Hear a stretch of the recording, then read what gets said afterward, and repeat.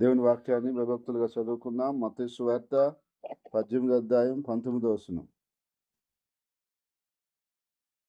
మరియు మీలో ఇద్దరు తాము ఏడుకుని దేని గురించి అయినను భూమి మీద ఏకీవించిన యెడల అది పరలోకమందున్న నా తండ్రి వలన వారికి దొరుకునని మీతో చెప్పుచున్నాను.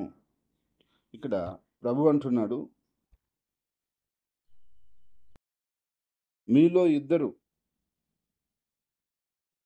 ఎవరైనా కావచ్చు, ఈ భూమి మీద ఏకీవించి పరలోకం తండ్రిని ఏడుకుంటే అది వాళ్ళకు దొరుకుతుంది అని చెప్తున్నాడు. అయితే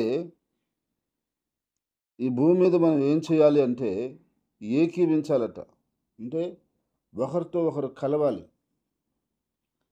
కలిసి ఆ యొక్క ప్రార్థన లేక ఆ యొక్క విన్నపం మనం కలిసి ఏకీవించి ఐక్యతగా ప్రార్థన చేసినప్పుడు అది భార్యాభర్తలు కావచ్చు, లేకుంటే తల్లి బిడ్డలు కావచ్చు, తండ్రి బిడ్డలు కావచ్చు, స్నేహితులు కావచ్చు, ఇరుగు పొరుగు వారు కావచ్చు, సంఘ సభ్యులు కావచ్చు, ఎవరైనా కావచ్చు. ఇద్దరు భూమి మీద ఏకీవించాలి. తర్వాత పరలోకమందున తండ్రిని ఏడుకోవాలి. ఏడుకున్నప్పుడు వారికి ఖచ్చితంగా అది దొరుకుతుంది అన్నాడు. ఏకీవించకుండా మనం ఎంతమంది ప్రార్థన చేసినా కూడా దానివల్ల పెద్ద ప్రయోజనం ఉండదు. కాబట్టి ఒకరితో ఒకరు మనము ప్రార్థన సమయంలో ఏకీవించాలి. ఏకీవించడం అనగా ఏంటి? ఒకరు ప్రార్థన చేస్తున్నప్పుడు మరొకరు కూడా వాళ్ళు చేస్తున్న ప్రార్థనకి ఆలకిస్తూ దేవుని స్తుతిస్తూ ఏకీవించాలి. ఒకరు ప్రార్థన చేస్తున్న ఒకరు పోయి పని చేసుకుంటూ కాదు. ఇద్దరు కూడా ప్రార్థనలో ఆ సమయంలో దేవుణ్ణి అంటిపెట్టుకొని దేవుని స్తుతిస్తూ ప్రార్థిస్తూ రావాలి.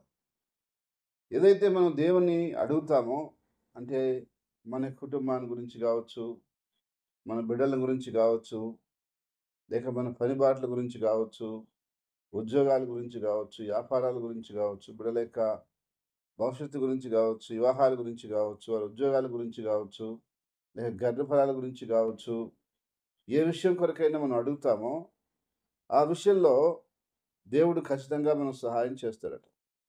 ఎందుకంటే భూమి మీద ఏ విషయాల గురించి మీరు అడిగినా, ఏకీవించి మీరు ప్రార్థించినా ఆ విషయంలో పరలోకమున తండ్రి వలన మీకు దొరుకును అని చెప్పాడు. కాబట్టి అందుకని ప్రార్థన చేసేటప్పుడు మనందరం గమనించుకోవాల్సిన విషయం ఏంటంటే మనం ఏకీవిస్తున్నామా లేదా? అంటే దూరంగా ఉన్నాం కాబట్టి ఒకరినొకరు చూడటం లేదు కాబట్టి మనము ఆ సమయంలో ప్రార్థన చేసేసి తర్వాత మనం ఏకీవించకపోయినా ఇబ్బంది లేదు అనుకోమాకండి. మనం ఏకీవిస్తున్నామా లేదనేది పరలోకం నుంచి దేవుడు చూస్తున్నాడు. కాబట్టి ఆ ప్రార్థన అయిపోయేంత వరకు మనమందరం కూడా ఆ యొక్క ధ్యాసలోనే, ఆ యొక్క ఊసులోనే ఉండాల. ఆ యొక్క స్మరణలోనే మనం ఉండాల. ఆ విధంగా ఏకీవించి దేవుని సన్నిధిలో మనం ప్రార్థన చేసినట్లయితే దేవుడు ఖచ్చితంగా మనకు సహాయం చేస్తాడు. ఆయన చిత్తానుసారంగా మనం ఏదైతే అడుగుతున్నామో వాటన్నిటి విషయాలలో ప్రభు ఖచ్చితంగా మనకు సహాయం చేస్తాడు. ఎందుకంటే ఆయన మాటిచ్చాడు, మీరు భూమి మీద ఏకీవించి ప్రార్థించండి, నేను మీకు ఖచ్చితంగా ఇస్తానని చెప్పి. కాబట్టి అందుకని మనం అందరం కూడా ఏకీవిస్తున్నాం. ఇద్దరు కాదు, అనేక మందిగా మనం ఏకీవిస్తున్నాం. అయితే నిజంగా మనం అందరం ఏకీవించి ప్రార్థన చేస్తే అది చాలా బలముగా దేవుని సన్నిధికి పోతుంది. ఆ దేవుని సన్నిధికి పోయినటువంటి ప్రార్థన ఊరుకోదు. దేవుని యొద్ద నుంచి మళ్ళా తిరిగి మనకు జవాబు తీసుకుని వస్తుంది. అందుకని మీరు ప్రార్థన చేస్తున్నటువంటి ప్రతిసారి నేను ఏకీవిస్తున్నానా లేదా అనే విషయాన్ని ఒకసారి మనం ఆలోచన చేయాలి. ఏకీవిస్తూ ఉంటే మంచిదే. ఒకవేళ ఏకీవించని పరిస్థితిలో ఉంటే మనం ఏకీవించి ప్రార్థన చేయాలి. ఎందుకు అంటే మంచి ఫలితం చూడాలంటే. అందుకని ప్రార్థన చేస్తున్న ప్రతిసారి మనం అందరం కూడా ఏకీవించాలి. మనలో ఎలాంటి భేదాలు ఉండకూడదు. మనలో ఎలాంటి వేరు వేరు అభిప్రాయాలు ఉండకూడదు. మనస్పర్ధలు ఉండకూడదు. మనం ఏకీభించి ప్రార్థన చేసినప్పుడు ఖచ్చితంగా దేవుడు మన ప్రార్థన ఆలకించి మనకు గొప్ప సహాయం ఇచ్చి ఆశీర్వదించునుగాక. ఆమేన్. ప్రార్థన చేసుకుందాం. ప్రేమగల తండ్రి, పరిశుద్ధమైన దేవా, నీ స్తుతులు స్తోత్రాలు నాయన. తండ్రి, ఈ భూమి మీద మేము ఎలా ఏకీభించాలో, ఏ విధంగా ప్రార్థన చేయాలో మీరే మాకు నేర్పించమని ప్రార్థిస్తున్నాం తండ్రి. దేవా, మీ యొక్క ఆత్మ చేత అది నువ్వు చేయగలవని మేము నమ్ముతున్నాం. తండ్రి, నీ ఆత్మ ద్వారా మా అందరి హృదయాలని సమ్మతపరిచి, సమాధానపరిచి, ప్రేమ, ఐక్యత, అనురాగంతో మేము నీ ప్రార్థనలు ఏకీవించి ప్రార్థించడానికి సహాయం చేయమని ప్రార్థిస్తున్నాం. పరిశుద్ధాత్మ దేవ, ఈ దినం నీ బిడ్డలు ఏదైతే ప్రార్థన చేశారో అటన్నిటి విషయంలో నిశ్చయముగా నువ్వు సహాయం చేయమని ప్రార్థిస్తున్నాం. ప్రభువా, అడిగిన దానికంటే, ఊహించిన దానికంటే అత్యధికంగా చేయగలిగిన దేవుడు మీరు. ప్రభువా, మీ కార్యములు అత్యధికంగా మీరు జరిగించండి ఆయన. సంఘం కొరకు, నీ ప్రజల కొరకు, నీ నామ మహిమ కొరకు, నీ చిత్తం నెరవేర్చుట కొరకు బలమైన కార్యాలు జరిగించున్నాయి. నా తండ్రి, నా తండ్రి, నీ నీ బలమైనటువంటి రక్తంతో మమ్మల్ని అందరినీ పరిశుద్ధపరచు. యేసయ్యా, ఏ మచ్చ, ఏ డాగు, ఏ కలంకం మాలో ఉండకూడదు. అయ్యా, మీ యొక్క రాకడ కొరకు మమ్మల్ని సిద్ధపరచు నాయన. తండ్రి యేసు ప్రభువా, మీ రాకడ కొరకు మమ్మల్ని సిద్ధపరచండి, పరిశుద్ధపరచండి. పాపం అనేటువంటి లోకంలో మేము తిరుగుతున్నాం. ఎటు చూసినా పాపం ఉంది. ఆ పాప మాలిన్యం మాకు అంటకుండా మీ రక్తంతో మమ్మల్ని కడిగివేయి నాయన, శుద్ధిపరచు నాయన, పవిత్రపరచు నాయన. ప్రతి బిడ్డని, ప్రతి కుటుంబాన్ని అయ్యా మీరు పరిశుద్ధపరచమని ప్రార్థిస్తున్నాం. మీ యందు భయభక్తులుగా అయ్యా మీరు నడిపించమని ప్రార్థిస్తున్నాను. ఎలాంటి ఒడిదుడుకులు, ఎలాంటి ఆటంకాలు, ఎలాంటి అపవాది కార్యాలు ఆయన లేకుండా తొలగించమని ప్రార్థిస్తున్నాం ప్రభు. నీ ఆత్మ చేత, నీ శక్తి చేత, నీ బలం చేత అయ్యా మీరు నడిపించమని ప్రార్థిస్తున్నాను తండ్రి. అయ్యా, నీ చేతులకే మమ్మల్ని అందరిని అప్పగించుకుంటూ నా తండ్రి, ఈ దినం నా బిడ్డలు వెళ్తున్న పనుల్లోనూ, మార్గాల్లోనూ, ప్రయాణాల్లోనూ, ఉద్యోగాల్లోనూ, వ్యాపారాల్లోనూ, బిడ్డల చదువు సంధ్యల్లోనూ, వారి ప్రయాణాల్లోనూ, వారి కార్యక్రమాలన్నింటిలోనూ అయ్యా నీ ప్రజలకు, నీ సంఘమునకు మీరు తోడుగా ఉండమని ప్రార్థిస్తున్నాం. మా అందరితో మీరు ఉంటారని నమ్ముతున్నాం ప్రభా. మీకు అప్పగిస్తున్నాం తండ్రి.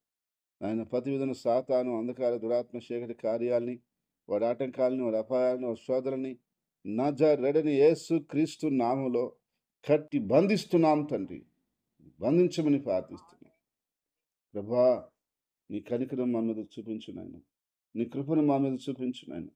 అయ్యా, నీ కృప లేకుండా, నీ కనికరం లేకుండా మేమేమీ పొందలేమయ్యా. అయ్యా అయ్యా, మీరు కనికరించండి. మాకు రావాల్సిన మేలులు, ఆశీర్వాదాలు, మాకు కావాల్సినటువంటి దీవెనలు ఎక్కడైతే ఆగిపోతున్నాయో, ఎక్కడైతే ఆటంకపడుతున్నాయో అవన్నిటిని యేసుక్రీస్తు నామములో విడుదల చేయమని ప్రార్థిస్తున్నాను. వీళ్ళకి కావాల్సినటువంటి నీ కృపాక్షేమాలు దయచేయమని ప్రార్థిస్తున్నాను. ఆయన అన్ని విధాలుగా నీ బిడ్డలను అభివృద్ధిలోకి తీసుకురండి ప్రభా. పనిబాటల్లోనూ, ఉద్యోగాల్లోనూ, వ్యాపారాల్లోనూ, బిడ్డల చదువు సందుల్లోనూ అన్నింటిలో బిడ్డలు అభివృద్ధిలోకి రావాలి. సంఘం అభివృద్ధిలోకి రావాలి.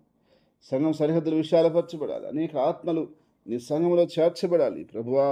నీ రాజ్యానికి అనేక మందిని మేము తీసుకొని రాగలగాలి. మేము ఒక్కరమే రాకుండా, ఒట్టి చేతులతో రాకుండా అనేక మందిని మేము నీ సన్నిధికి తీసుకుని రాగలటూ సహాయం చేయండి. అయ్యా, మాకు కావాల్సిన ఆర్థిక వనరులు మీరు సహాయం చేయండి. పరిచర్యకు కావాల్సిన ఆర్థిక వనరులు మీరు సహాయం చేయండి. అలాగే నీ ప్రజలకు కావాల్సిన ఆర్థిక వనరులు మీరు సహాయం చేయండి. పరిచర్యలకు వాహనం లేదు ప్రభా, ఒక వాహనం కూడా మీరు సహాయం చేయండి. అన్ని విషయాల్లో మీరు కృప అనుగ్రహించమని ప్రార్థిస్తున్నాం. ప్రతి విషయంలో మీరు నీ కృప దయచేయమని ప్రార్థిస్తున్నాం ప్రభా.